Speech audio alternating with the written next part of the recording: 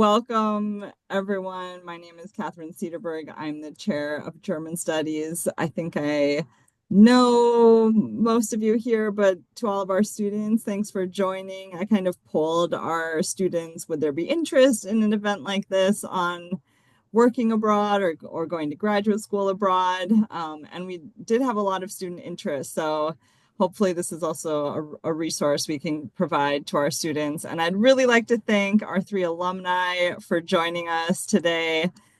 Even though in Germany and Austria, it's Tag der Arbeit or Labor Day. So it's a holiday over there.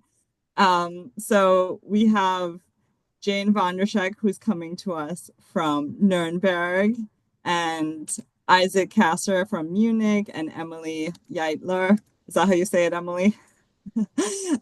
From Austria. So I'll start and just have our three guests introduce themselves briefly, talk a little bit about what they studied at K and what their current position is.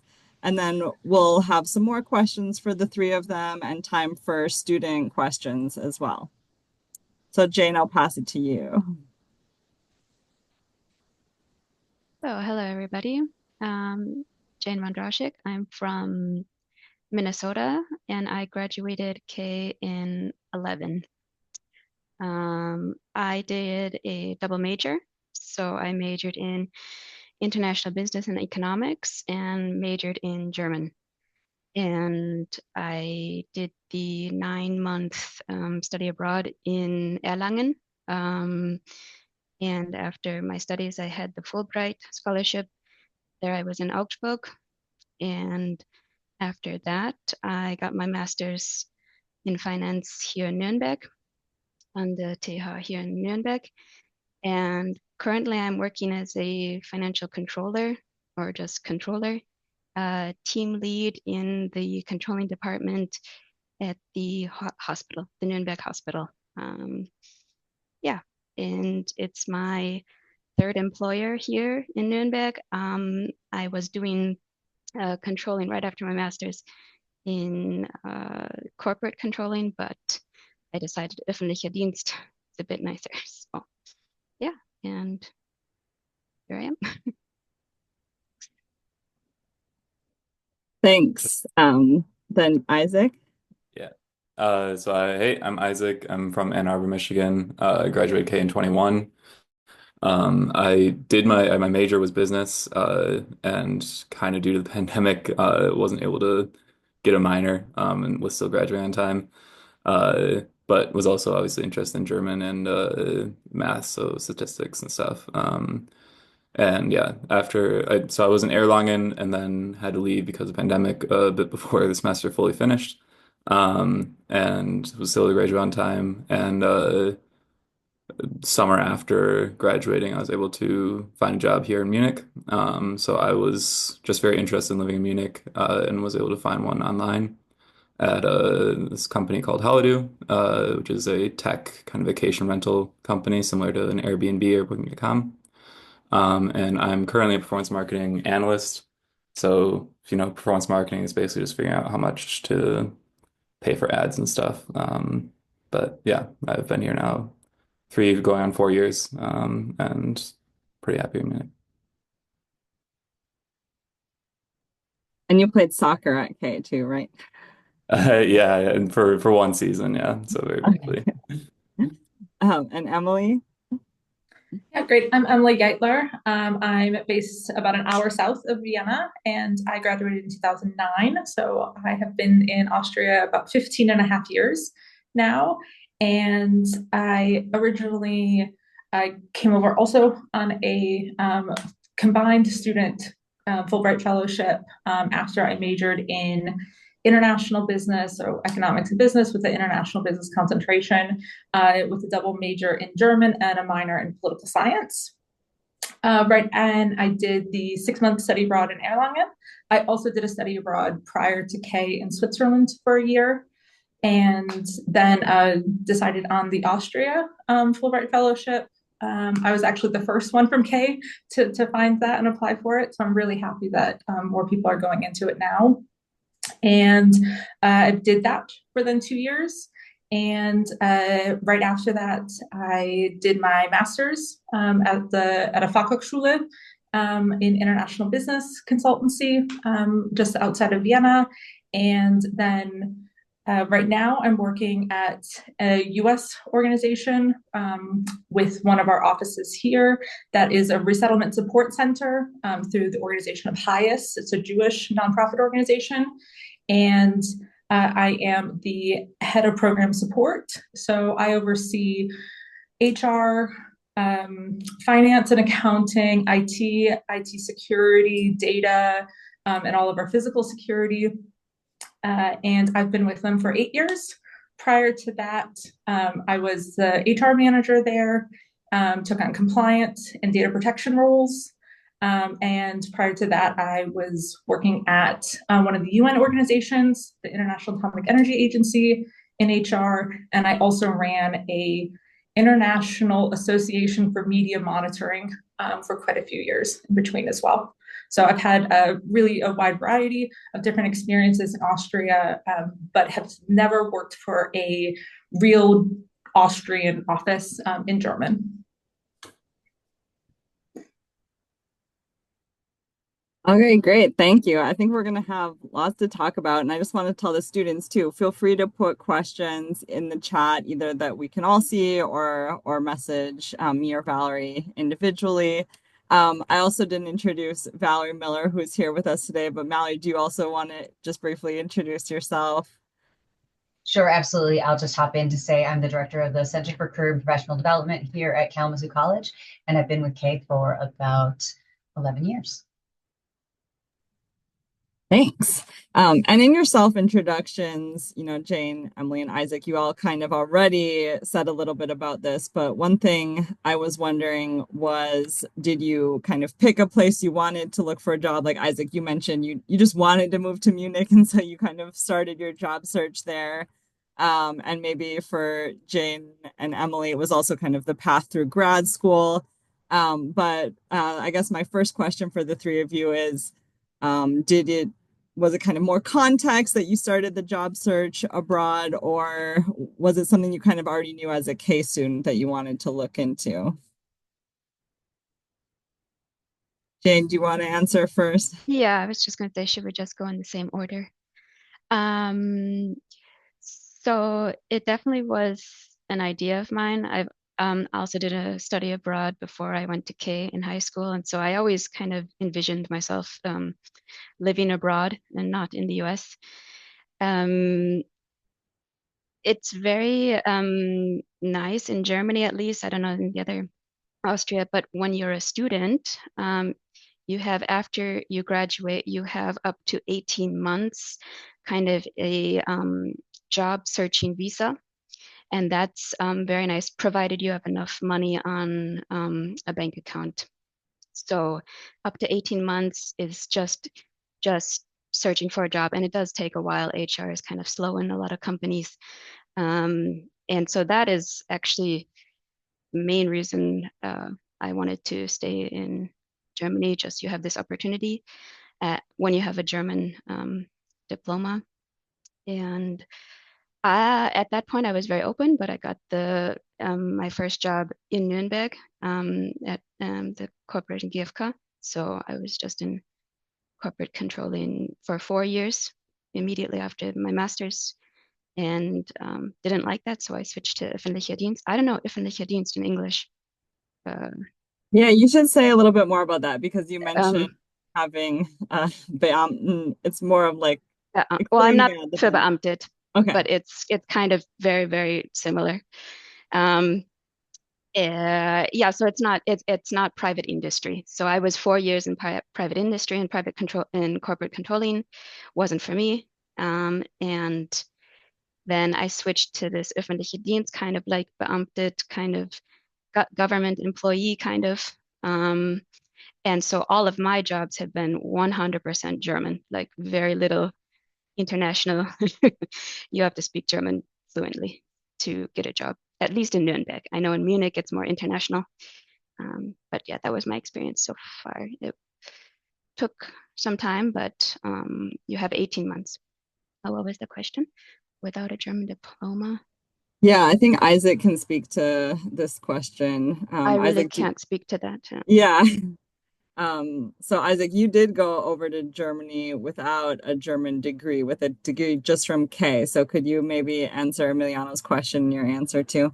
Yeah, yeah, for sure. So going back to the original question, I had also spent time in Germany before going to K, including living there for a little bit. So I was relatively familiar with the culture and everything. And while I was at K, I think I was like, I definitely want to at least give it a try to work abroad and work in Germany, see what it's like, and knowing that it's a bit harder to do that later in a career than it is early in a career in some ways. So yeah, that was kind of my thing. It was like first 6 months after kind of finishing graduating and everything. I wanted to really just only look for jobs in German speaking EU country, and ideally Munich, and got lucky and was able to get this position. Um, it did take, so since I don't have a German passport or German citizenship or anything, you do need a work visa, and they do need to basically qualify why they're hiring an international. In my case, the company was looking for to enter the US market at the time. And so I was originally hired for the performance marketing manager for the US. And so it was relatively easy to kind of provide logic for why they'd hire an American for that.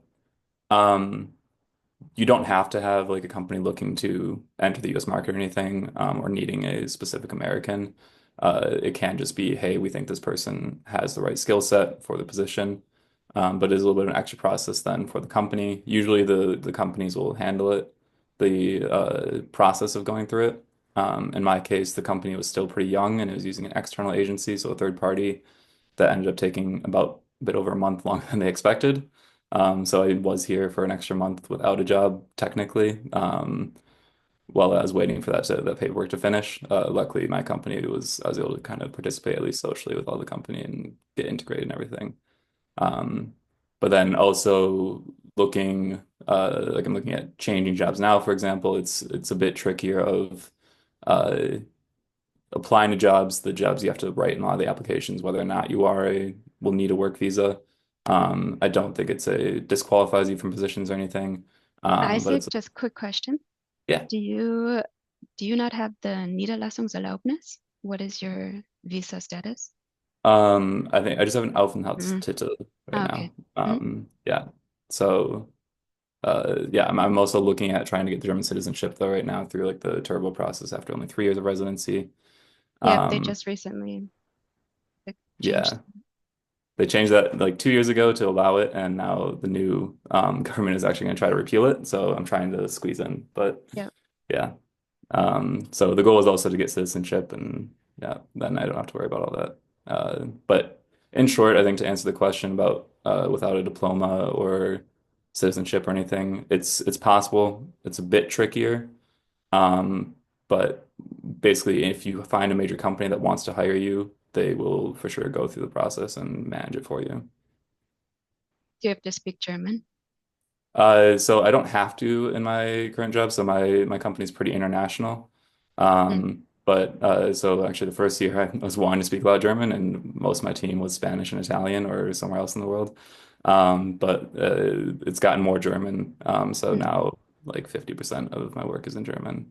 Um, but yeah, it's kind of a depending on the company. If you work for a big international company like here, BMW and stuff are really big. Uh, I think it's kind of 50-50 whether or not you really have to. It's for sure helpful though in any position. I don't know if you guys have to speak German in yours, I think. Yeah, thanks. That's helpful. Maybe, I mean, Emily, you're also in a very international role, so maybe you can speak to that too.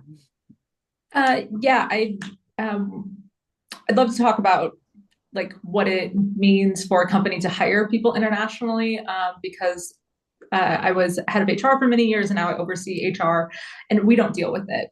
If if you're not a local hire, we won't hire you because it's just too hard in Austria.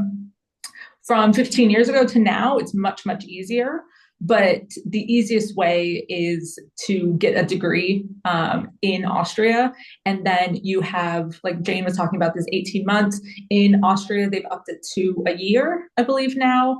And it changes the dynamic that a company doesn't have to do a labor market check, meaning there doesn't have to be anyone else in the EU that's currently registered as unemployed that can do that same job. So we don't have to like say, oh, we want to hire Isaac because we're heading into the US market. We can just hire someone. There's no longer salary requirements. It used to be a very high salary that people had to pay third country nationals in order to hire them. So the Austrians are trying to make it a little easier. But I think it's, at least in Austria, it's fairly unrealistic for someone, a recent grad, to just find a job and a company willing to fight for them to bring them over, nor would a typical graduate have the points in Austria that would be required in order to get a residency permit. So there's a system called a red, white, red card, which they like to make fun of, like with the green card. And it's a point system. So it's how many years have you worked before? Do you speak English? Do you speak German? You get different points for different things.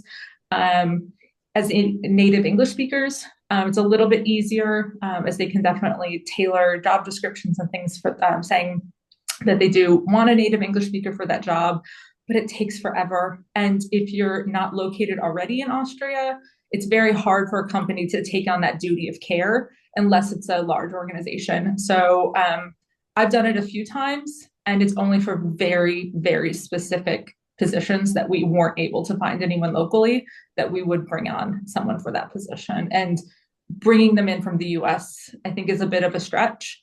And so that's why I think a lot of K grads that I've seen come over on something like the Fulbright Teaching Assistance Program, come over and do a master's, because I'm not sure what it costs in Germany, but it is very, very cheap in Austria to get a pretty decent master's degree. Yeah. So you should spell that out for our students, because I think I heard Nina was doing a master's in applied economics for 500 euros a semester. Yeah, I think that's what it costs now. Mine was 376 a semester. Yeah, mine was about 300 a semester. Masters. Yes, as well. Yeah, I think that's $50,000. Yeah. Yeah, definitely. I think more students should know about that as an option.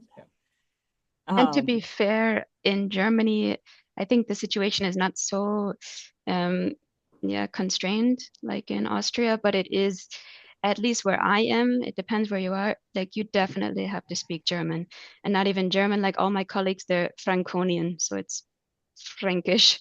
It's very, but if you're in Munich, yeah, for example, like BMW or Microsoft, yeah, I guess you're fine with English, but for sure, German. And if you have to go to the immigration office, Ausländeramt, they want you to speak German, which is also mind-blowing to me that at the Ausländeramt they don't speak English, but here in Nürnberg they do not. So yeah. keep your German levels. From talking to other people, I do think German is, I think my job is a bit of an exception, my company, but I think particularly in like the hard sciences, you often need to speak the language, or if you're just not in basically like Berlin, Munich, or Frankfurt, it's really hard to find like a company that's very accommodating to non-German speakers. And maybe add Hamburg to that list too. True, yeah. But yeah, so Emily, did you say the language when you're at work is both English and German, or? So I'm going to talk about my work in a normal sense, because we partner with the U.S. State Department to resettle refugees into the United States. And as you can imagine, that's not really happening at the moment. So we're going through a big transition at the moment with the Trump administration. But prior to that, we have had one native German speaker in our organization, and that's it. So we have one native-born Austrian out of about 40 individuals in our Vienna office. So we're a really kind of American culture organization. The director of our office is an American woman, and then as kind of second in charge American woman, third in charge American woman. So we very much set a American sort of culture in our office. And but we also have about from 35 individuals, we have about 22, 23 different cultures represented. So it's very, very diverse in that sense. Yeah, that kind of brings me to my next question. And Pavel, we'll come back to your question about the masters too. But since Emily, you mentioned the work culture because you're working for an American organization, but Jane and Isaac, maybe you could speak a little bit to the work culture and kind of maybe cultural differences you've noticed. What do you maybe enjoy about the work culture, or what are some of the challenges? Oh, and make sure to mention how many vacation days you get a year compared to working for an American company. I think Jane, if you want to go first, I think you've got probably a bit more reflective of the typical German Yeah. work. Also, for context, I've also been over here for like 13 years. So, um, yeah, work culture, it's to be honest, I don't know what the work culture in the US is in professional sense. I did like yeah, student jobs in the US, but I went directly after K with the Fulbright and the master's. So the work culture here is pretty much all I know. Um, it's at least in Germany, it's heavily focused on work-life balance. Um, by law, minimum, it's 30 days vacation, and this is 30 days. It doesn't mean work weekdays. It's 30 days minimum, and then other companies have like 35. You have the option to have like overtime, take like a Gleittag, to take a vacation day or to have these paid out. But because Germany tax is so high, getting it paid out doesn't make any sense. So I usually take I mean, yeah, right now I have so much, I could take another 2 weeks vacation this year. So I do like that. One thing that I definitely noticed, at least in Germany here, your colleagues are colleagues. Your colleagues are not your friends. At least again, where I am, because I'm in a very German Franconian area. Might be different in Munich, but your colleagues are colleagues, and yeah, we don't we have, after works, but they are not your friends. You're not friends with your colleagues, at least here in Germany. Um, yeah, I really like it. It's very um, objective. So uh, nobody takes any kind of argument, let's say, personally. It's very direct culture. It's very, uh, yeah, but they stay objective, like fachlich, like we stay on the topics and this, like fix it or do this, and then nobody takes it personally what's going on. Yeah, at least that's my experience. Yeah, I think that experience sounds much more reflective of the typical German work experience. Yeah, so I know lots of people that don't work at my company, uh, but so I think the idea of I've heard lots of other kind of expats coming to even Munich specifically, and yes, Munich's a bit more international, but it's also a bit more conservative compared to like a Berlin, in that people do expect you to speak German for the most part when you're out and about, um, and if not everywhere, there will be places that they do. And life is just much easier if you do. And then also other people working at different companies often complain about how it's really hard to like meet new people. And Munich again specifically, a lot of the kind of friendship culture is kind of meet people when you're in high school or whatever in college, and then that's kind of your group that you move up with. So I've heard lots of expats being like, I can't fit into to friendship groups, which is I think one of the kind of social struggles a lot of people have when they get here. Um, Again, I kind of got lucky where my company is had like a tech startup culture to it, where it's very international. So have lots of people coming from all around the world. And there is more of a, hey, after work today, let's have some drinks. When I was doing that month-long waiting period, I was asked to come in at lunches just to meet the team. And then they also had Friday beers. This was when COVID was happening, so you couldn't really go out to clubs or bars or anything. But our company finance their own beers and basically would have parties at the office after work sometimes.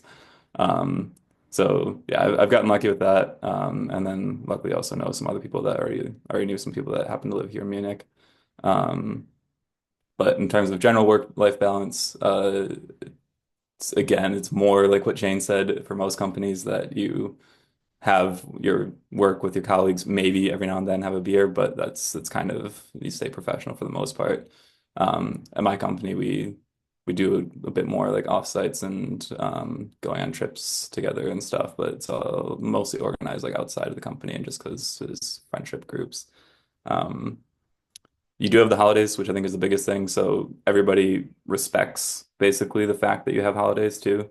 I think it's the biggest difference between German and US culture is in the US, even if you have vacation days and sick days and stuff, there's sometimes an expectation that you don't kind of fully use that or in the eyes of the employer abuse it. Versus here in Germany, there's an expectation that you do use all of your holidays and that when you're outside of working hours, you are outside of working hours. Um, and it's encouraged to take time off and to go explore, do whatever, have a good personal life. So I think that's one of the biggest differences. I think they also expect that you work hard and get your work done, as with any other company. Yeah, I think that's my experience here. And I have 29 vacation days right now, so I think the 30, I don't know what the law was with the 30 that you mentioned.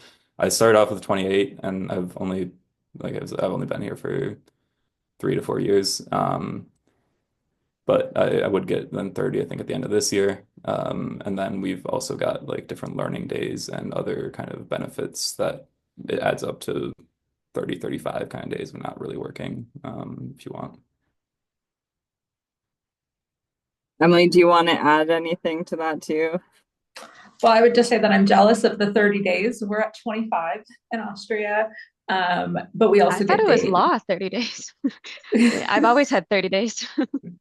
Yeah, and you guys talking about kind of the difference. I was thinking that one of the biggest things that I would recommend for anyone kind of looking for jobs abroad is to look at. I'm not sure how it is in Germany, but in Austria, it's like the collective agreements, the Kollektivverträge, are really big here because almost all industries have their own collective bargaining agreements, and that's where vacation days are put in, working hours, and also salaries and salary bands and things. And so I think that if you are interested in working in a specific industry, looking at those industry collective bargaining agreements is a really good idea to start thinking about, okay, that would be what my minimum salary would be. This is what it would look like as I go up in years and experience and things like that. Because I think that salaries are very different than in Austria, at least, than they are in the U.S.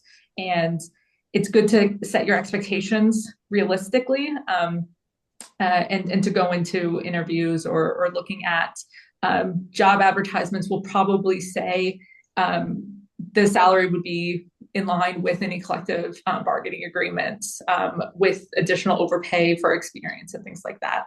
But I think that those are really important things. And I would That's a also really say, good point.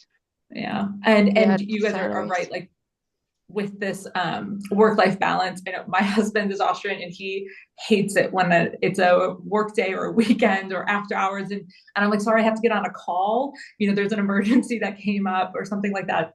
He's like, why can't you just do it tomorrow? It's like, well, because the people in the US are 6 hours behind me, and this is my job, and I have to be on call because that's the expectation of my current role.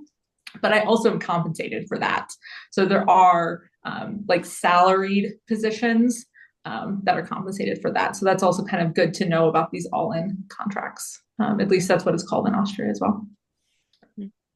Yeah, I definitely think average salaries are higher in the US than here in Germany. In Germany, we don't have like all these million billionaires, Jeff Bezos, but in Germany we have kind of like it's more capped, right? More income equality, and we're taxed much higher than in the US. But again, trade-offs. Yeah, some of the trade-offs that come with that, like really good health care, where you're not concerned about a catastrophe happening in your family where you can't pay medical bills and some of the other social benefits that come along Yeah. with careers abroad. Healthcare is mandatory in Germany, so everyone has to be insured. Mhm. Yeah, just on that topic, I was recently last year, I was in the hospital for a month and I had a zero bill for that. And prior to that, I've been in the hospital for surgeries and I had 50 euros was the bill. So it's very, very worth it to be paying 40 to 50% in taxes at some point. Same. Last year I had a knee surgery. The bill was zero. But yeah, sure, you're taxed then, but it will never be what a knee surgery is. Luckily, I haven't had any major medical needs yet. But I think the salary is another good thing to mention. And then another thing to mention along with that and the healthcare is the job security, which I think is a big thing, especially kind of working in the tech industry. And in 2023, when a lot of the tech industry was having these major layoffs, I know a lot of people back in the US were very unsure about their positions and stuff. So one thing here is if your company does want to fire you, they have to provide at least 3 months. Usually they have to provide an actual reason, and you can kind of sue them if there's not like a legitimate good reason to. And then they have to provide at least 3 months of full salary. And often they'll give you a few more benefits after they really want to let you go early. And then also after that, you get public paid money of like 50% of what your previous salary was, if you're living here. At least I haven't been on it yet, but from others I've talked to. Mhm. So Isaac, since you're the closest, you just graduated a few years ago, I think some students wanted to know specifically where you were looking for jobs, like websites, networks, organizations, and did you already have connections in Munich or did you have to build those connections? I didn't go through any like special, like it was mainly just through LinkedIn, honestly. Like I was looking at LinkedIn mainly. I think I maybe looked at like Glassdoor.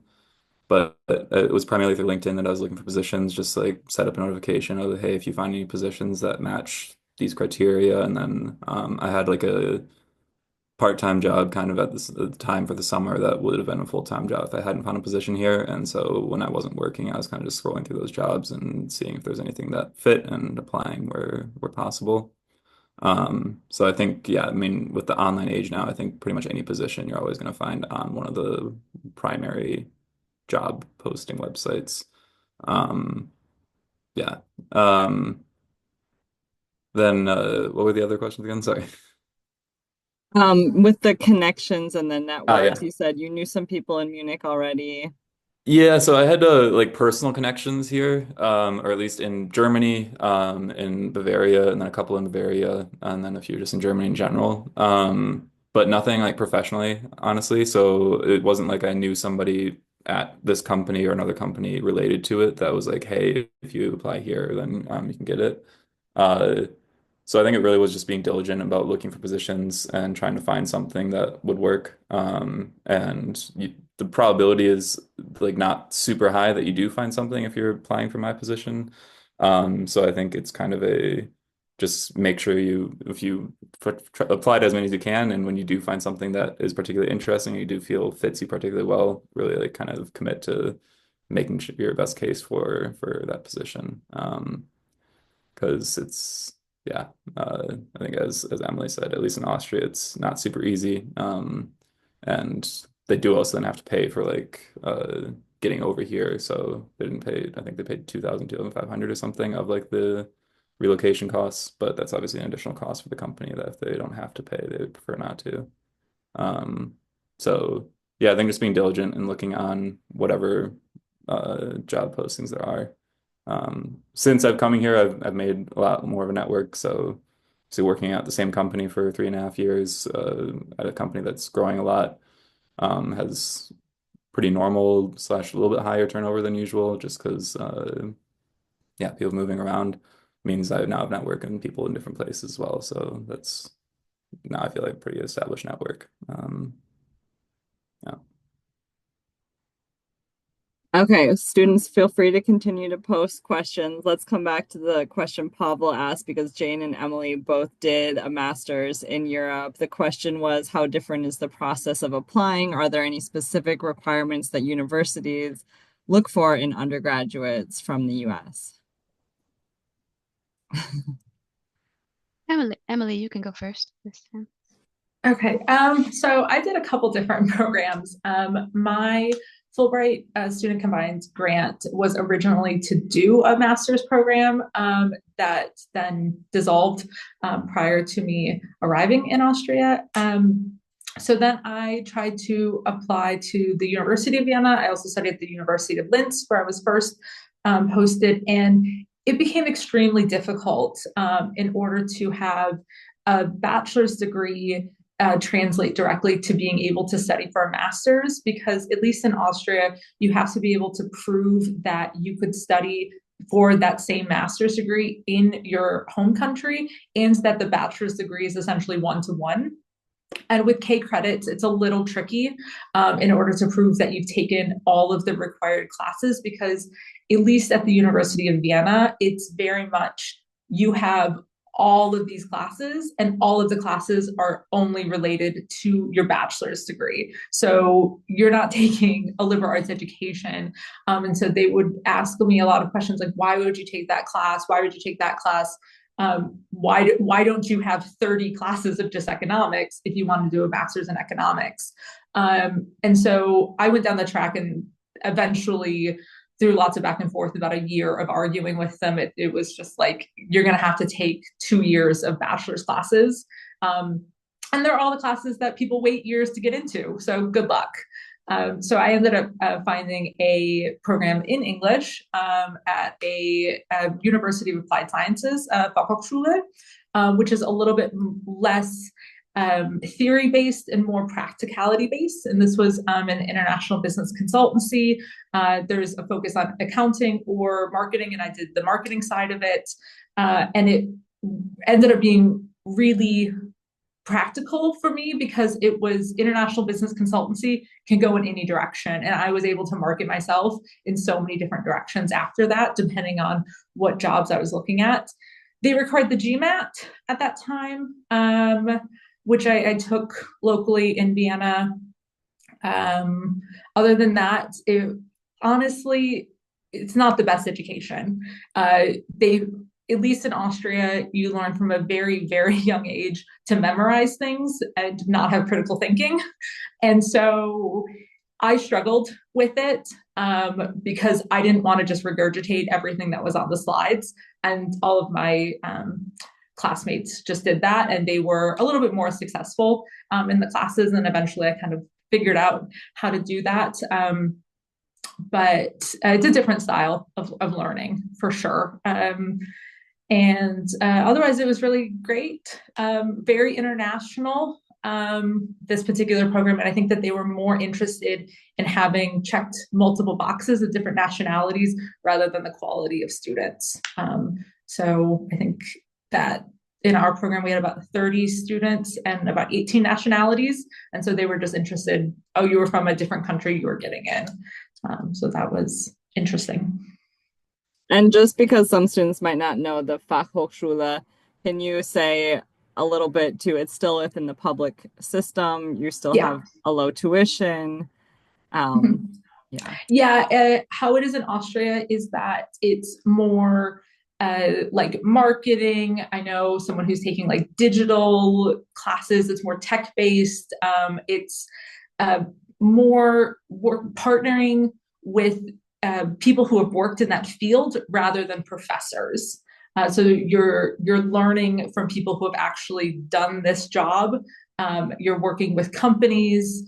It's more hands-on rather than theoretical based. So that's why some particular industries, it makes more sense to go that direction. And everyone in my class got very good jobs at very big companies after graduation. Even I would say 2/3 of them don't speak German and have been very successful. And it's at that time, everyone has to pay the same fee. So there's no benefit to being an Austrian citizen like there is in other universities where they get free tuition. Thanks. That's so interesting. Jane, do you want to go next? Yeah. So again, the universities, I think that's a different process. I think that is more like Emily mentioned, they really check your degrees to their bachelor degrees and all this stuff. I did it on a TH, so Technische Hochschule, so like a technical college. And there, so I applied for the Master in Finance. And you have to hand in a bunch of paperwork. It's always a bunch of paperwork in Germany.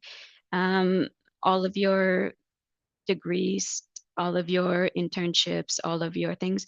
They required the GMAT. So you have to get a pretty good score on the GMAT, I think. And then they, yeah, I think I just got it in a piece of paper, like, yeah, you're accepted to the winter semester. Yeah, what I will say is that the TH, similar to the Fachhochschule, I think, the professors, they're not really professors. It's like, yeah, exactly. What they were working in investment banking, like they're very, eh, eh, yeah, working in what they're, and you're learning from them. And a very, very big advice for coming to advice maybe of mine is to do internships during your studies because there, and even you could, professor is an investment banker and you can do that. He offered internships at Bank, and you definitely do that because there, at least my experience for applying for jobs in this 18-month job applying visa term, they just ask about your work experience. Sure, you have to have a good basic diploma, but I mean, a 2.0 is fine. They don't care if it's a 1.0 or 2.0. They want to know your work experience. And as a student, here in Germany at least, only students can get internships. It's not like your average Joe applying for an internship. You have to be a student enrolled. And there, when you later down the road, they look at your experience. And I had in my master's, I took advantage of having two different internships, two different companies, 6 months internships. And this, I mean, that's it. They really check your experience. And then when I applied for my job immediately after, I mean, it took some time, but I got it in the corporate controlling by the GfK, and it was also in controlling. And they said, okay, well, you've done basically a year of this. You can start as junior controller, and then yeah, it's definitely, I would suggest doing that. Yeah, I would definitely echo what Jane said with the internships. I did an internship at the UN organization immediately after graduation, and I was able to leverage that to then a full-time semi-permanent position for a few years after that. And I think a lot of people used their internships as a way to at least find out what positions are there and to really understand what the industry looks like as well. Were you saying that was while you were in Austria already, Emily? Yeah, immediately after my master's, then I I did a 3-month internship at the UN organization, and I found another position at the time, and I was able to leverage saying, I'm not going to continue with an internship. I have another position. And then I was offered then a role at the UN. And those are all paid positions too. I'm not sure what it is in Germany, but in Austria, internships have to be paid.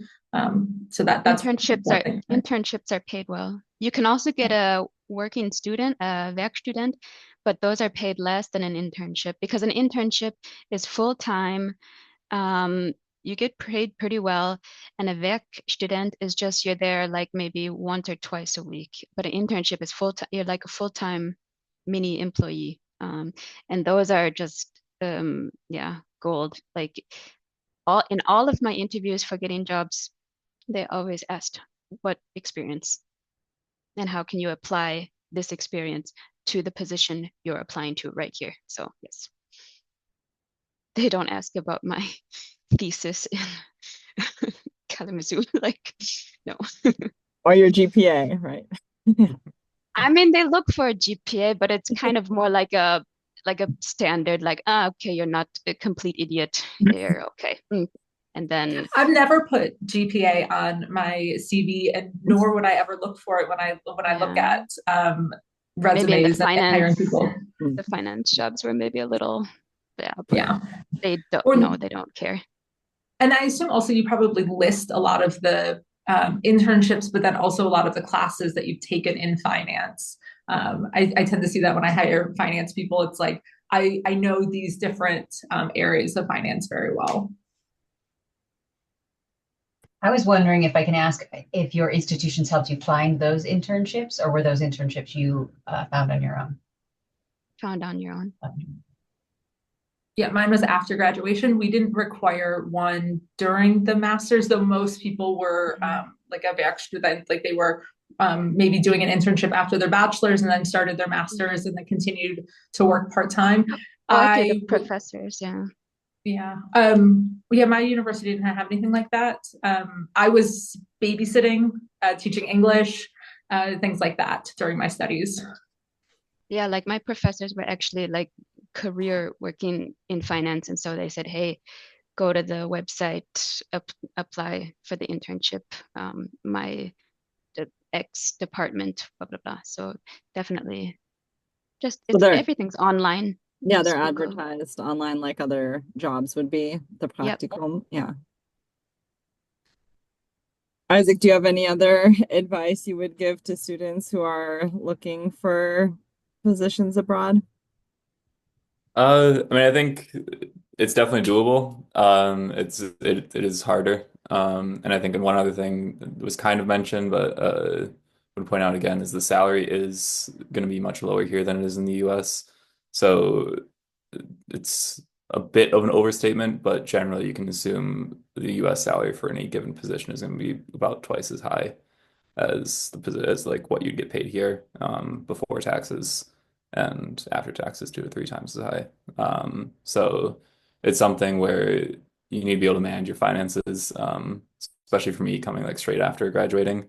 So I also do some like kind of part-time freelance work on the side for in the US to help supplement it. Um, but yeah, I think once you're kind of ingrained here, it's much nicer work environment than pretty much anybody I've talked to that still works in the US. We mentioned the holidays, but I think beyond that, particularly living in Munich, which is one of the reasons I wanted to live here in Munich specifically, is typical weekend is using you have the 49 euro ticket right now in Germany, which is a 49 euro a month subscription basically that you pay, and it gives you public or access to all public transport in the entire country, meaning you could go.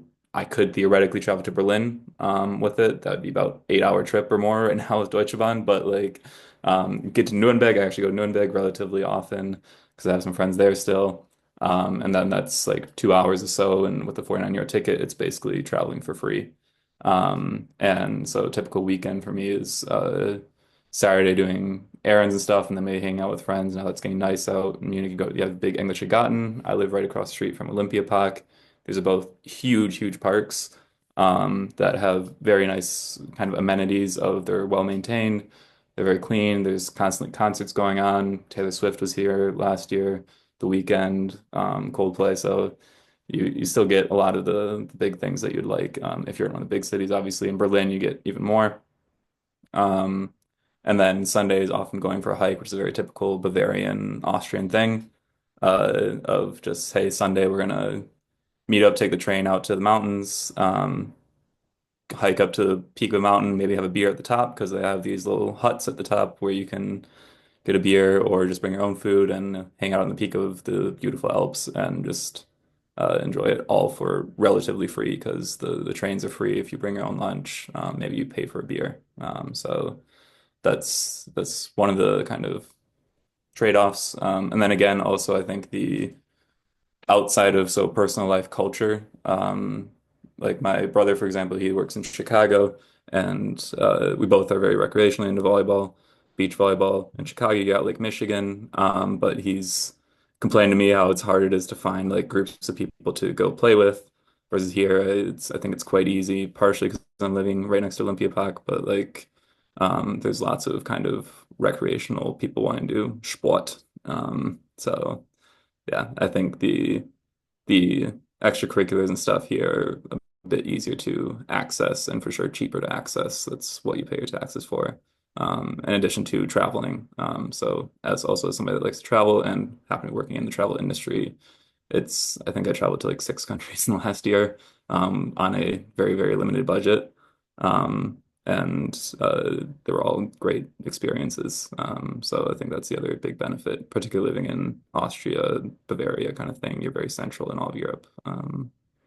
So yeah, I can experience lots of different cultures very easily.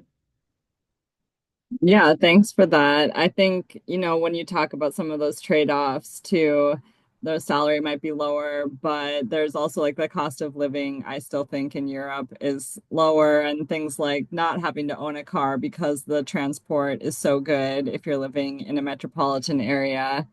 Um, Rent, although you're in Munich, so I know Yeah. Munich rent is Right. going up, but generally those things are, Nuremberg rent is still okay. yeah.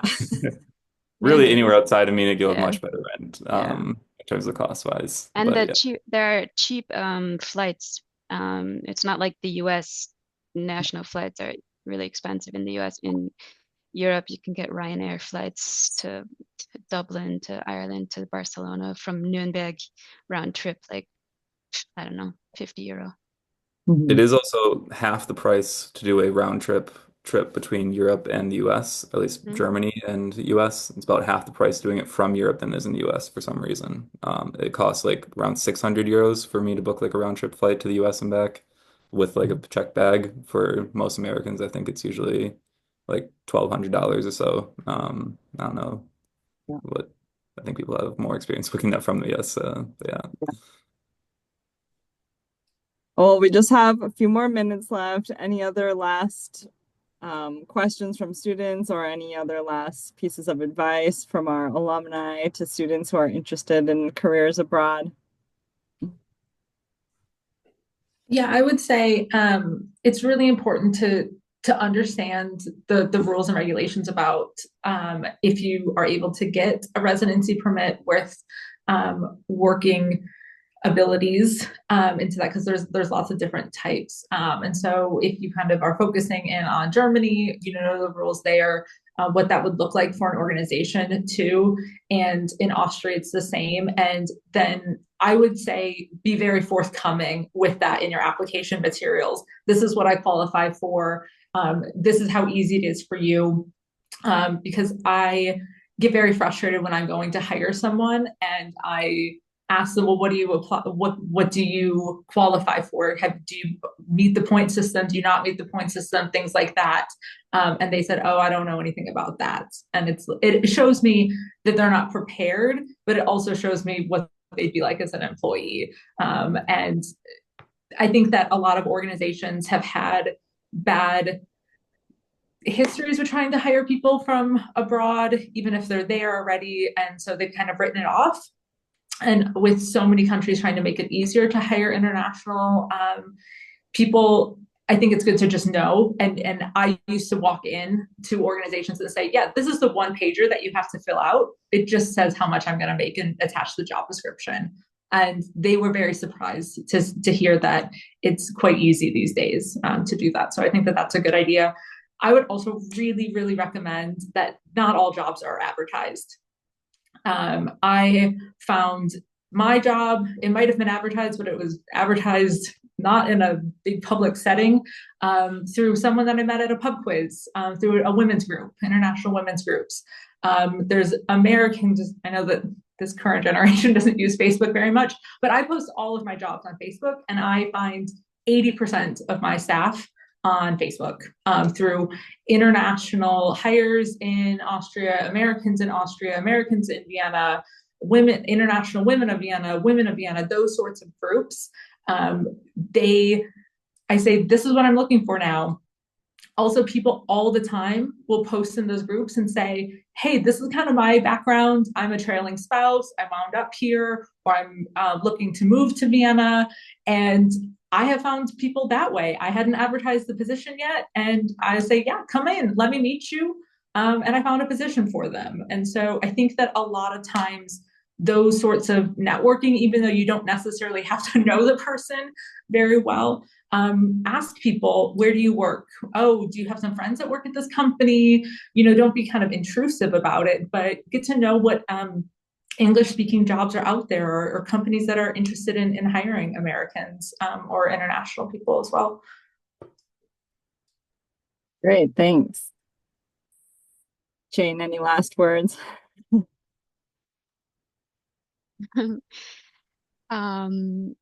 It's very courageous and difficult to start a life in a different country, different language, different culture. So it's tough. You have to be quite resilient. So the first study abroad experience in high school and the second study abroad experience in Kalamazoo really kind of prepared me for it. And yeah, there's still things today, and I've been here 13 years, that I'm like, oh, okay, that's a little culture shock still. And I speak German fluently, and still you're just kind of like, oh, okay. Yeah. If it's something you really want to do, you have to stick with it. It's getting your foot in the door, maybe, starting small, but you get your experiences, you get your connections, and then you kind of, head up the ladder. So yeah, in my experience, having solid German is key.